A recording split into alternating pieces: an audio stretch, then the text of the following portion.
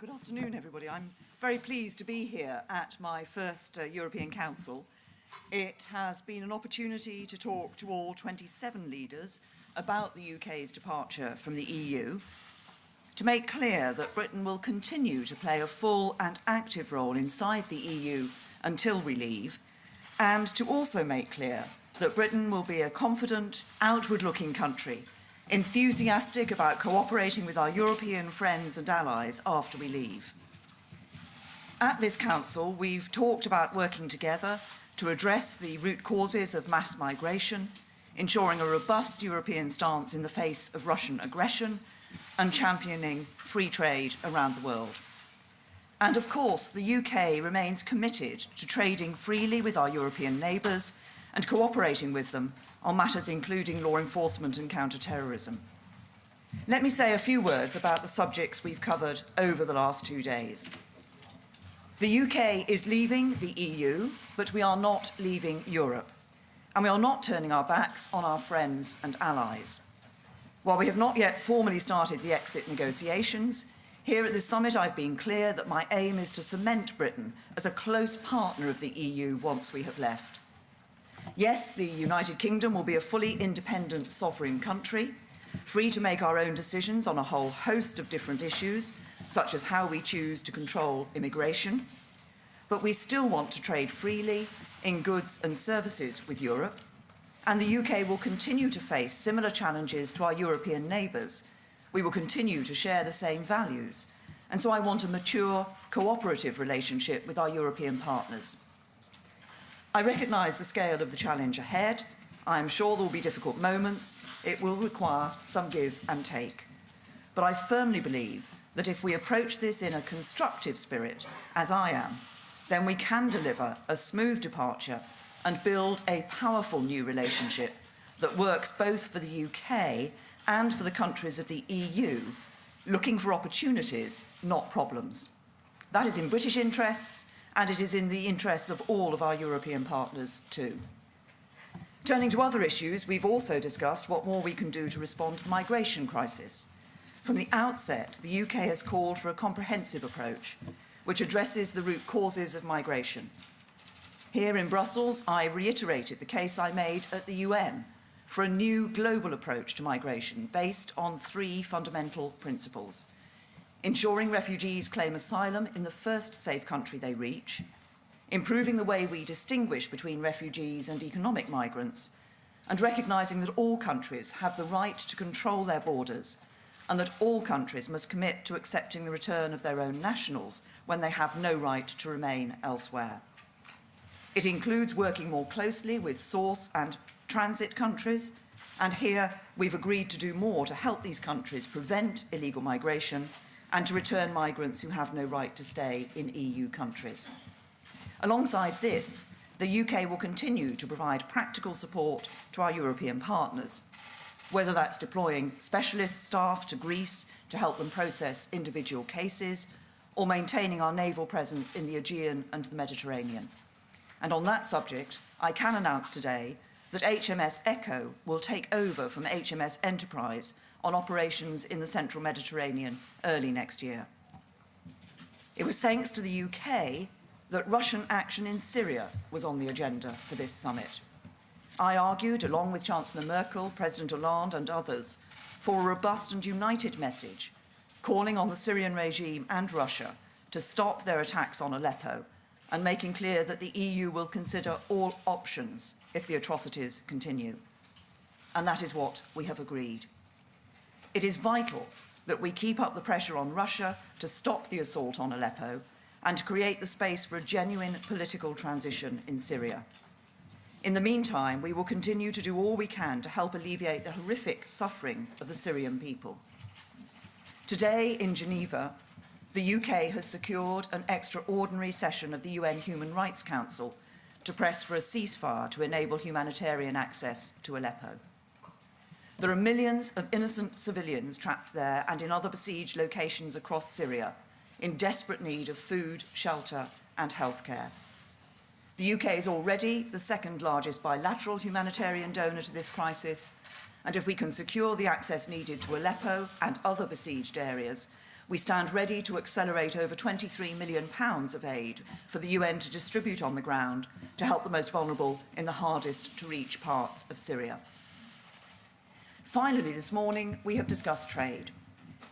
The UK has long been one of the strongest advocates in Europe for free trade, and we will continue to be so. Indeed, I want the UK to become more active, not less, in making the case for free trade around the world. That means that while we remain a member of the EU, the UK will continue to back the EU's free trade negotiations. And as we prepare to leave the EU, I've been clear that the UK is discussing our future trading relationship with third countries. This will not undermine the EU's trade agenda. It is not even in competition with it. We will continue to help the EU reach these important trade agreements. It is about seizing the opportunities of Brexit and about forging an ambitious and optimistic new role for Britain in the world. And as we do that, we will work to make sure that more people benefit from free trade.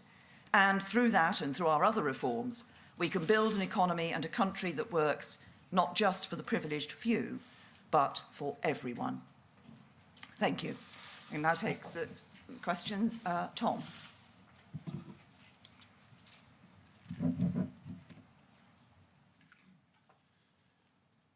Prime Minister, I believe as we speak, 8 Russian naval warships are sailing past Dover unhindered and unencumbered on their way to Syria to potentially join and increase the slaughter and carnage. Though you have achieved something at this summit, would you like to have achieved perhaps a little bit more in terms of increasing the pressure on Russia than is in the communiqué now? I think we had a very good discussion in relation to Russia and its actions in Syria and to the impact that we're seeing from the bombing, indiscriminate bombing of civilians in Aleppo, but obviously also the atrocities that we've seen elsewhere in Syria. We were very clear about the role of Russia and very clear about the need for the EU to give the strong statement that it has and to consider, if the atrocities, as I say, if the atrocities continue, to consider all options, and that's exactly what we will be doing, and around that table we were all agreed on that. Further questions? Laura. Thank you, Prime Minister. Do you really expect all 27 countries in the European Union to keep listening to Britain when we are quitting? Aren't they entitled, actually, to ignore us now? And if I may, what would you say to members of the public who are alarmed by Russian ships being in the English Channel? Well, first, on the question that you raised about the European Union and what we're doing in relation to the European Union, how they approach us, yes, we will be leaving the European Union, but I've been clear with everybody that I've spoken to, individual leaders that I've spoken to, but also sitting around the table here in Brussels, that as long as we're members of the European Union, we will continue to meet our rights and obligations as members of the European Union. And that has been welcomed, and I think that is the right spirit and approach to take with this. Of course, the 27 will have to take discussions among themselves. I mean, we will be, as I've said, in the first quarter of next year invoking Article 50. There will be a process for the 27 to consider how they are going to conduct the negotiations. But we will continue to play our role, as I have done, sitting around the table today. I can assure you that I haven't been backwards in coming forwards on issues.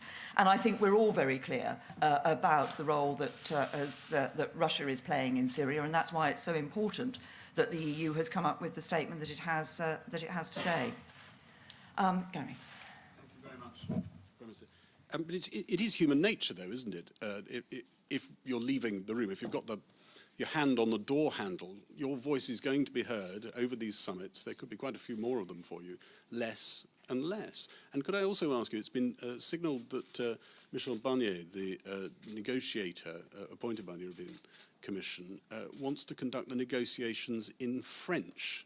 Do you consider that a gesture of good intent? We will conduct the negotiations in the way that is going to make sure that we get the right deal for the United Kingdom. And as I sit around the table, as I've seen over the last couple of days here in Brussels, I have played my full part, and other member states want the United Kingdom to continue to play our full part for as long as we're members of the European Union. There are many issues on which we agree with people sitting around the table about the challenges that are faced in Europe and about the need for us to work together in relation to those challenges. Next question. Is there somebody from a non-UK outlet who wants to speak?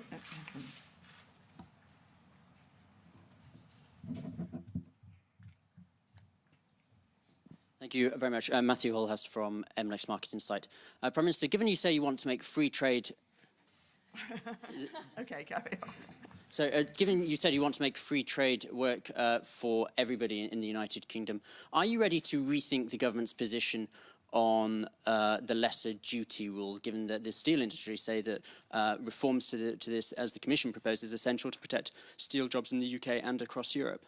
Well, what we've had a discussion about trade and about the modernisation of trade defence instruments, and what we have agreed around the table is that it is important that we look at that in a comprehensive way, that we do modernise Europe's trade defence instruments, and we look at all of those instruments, and that we do that in a balanced way, and that's what's important. It's important to balance, obviously, the interests of users, of producers, and of consumers. Anybody else? Faisal.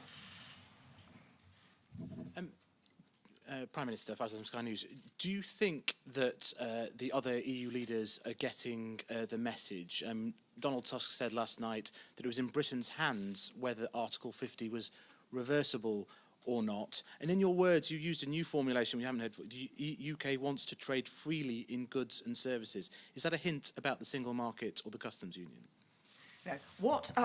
I haven't said anything that differs at all from what we said previously, because we've got a very clear position on this, which is that we want to have the best possible deal for trade in goods and services with and operation within the single European market. Now, as I have also said, I think we need to look at this in a new way, which is saying what we will be doing is when the United Kingdom leaves the European Union, it will be having a different relationship with the EU from the relationship that it has as a member of the European Union. And so what we will be doing is negotiating that new relationship with the EU. As I say, we want the best possible deal to maximise our ability to trade with and operate within the European market, and that covers both goods and services.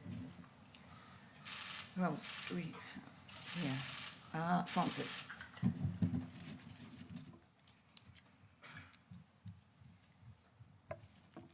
Prime Minister, a domestic question, if I may. When were you first made aware of concerns about Lowell Goddard's leadership of the abuse inquiry? Who told you, what did they tell you, and what did you do about it? Well, I set this out actually in answer that I gave in PMQs in the House of Commons earlier this week, that I was aware of tensions between the inquiry panel and the chairman. But I was also very clear that, and it is clear, that the Home Secretary cannot intervene in a public inquiry, a judge-led public inquiry, on the basis of suspicion, of rumour, or of hearsay. When the Home Office was officially made aware of issues, then the Home Office acted on those issues. And there's another important point here, Francis, which is, first of all, two important points. First of all, let's just remember why this inquiry was set up and why I set it up, which is that there are people in the United Kingdom who suffered sexual abuse as children, who for many years have been searching for justice and who have sadly had the experience that their voice has not been heard and they have not been given justice. And we owe it to victims and survivors to ensure that they can have that justice. And for many of them, they have felt over the years that people in positions of power have intervened to stop their voice from being heard. And that's why it is absolutely crucial that people in positions of power do not just intervene on the basis of hearsay and rumour. I can take one more question. As you may know, I have a lunch date that I'm that I'm going on to. One.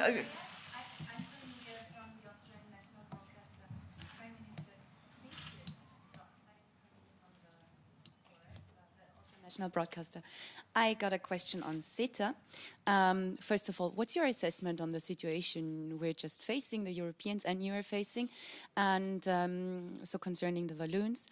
And what is your assessment then? What does it mean for the Brexit negotiations? If one single little region is actually putting everything on hold, what would this mean for the future negotiations with the UK? And what do you think about actually these 27 summits that had happening just after like last time in Bratislava in September? Thank you very much. Well, on CETA, obviously, as you're aware, the Walloon Parliament has been looking at this particular issue. I understand that discussions are continuing and negotiations are continuing. I think that it's important that the EU is able to sign this trade deal with Canada. As you say, it's been a long time in the making, and I think it's important that it can be signed. But the discussions, as I understand it, are continuing on that particular issue.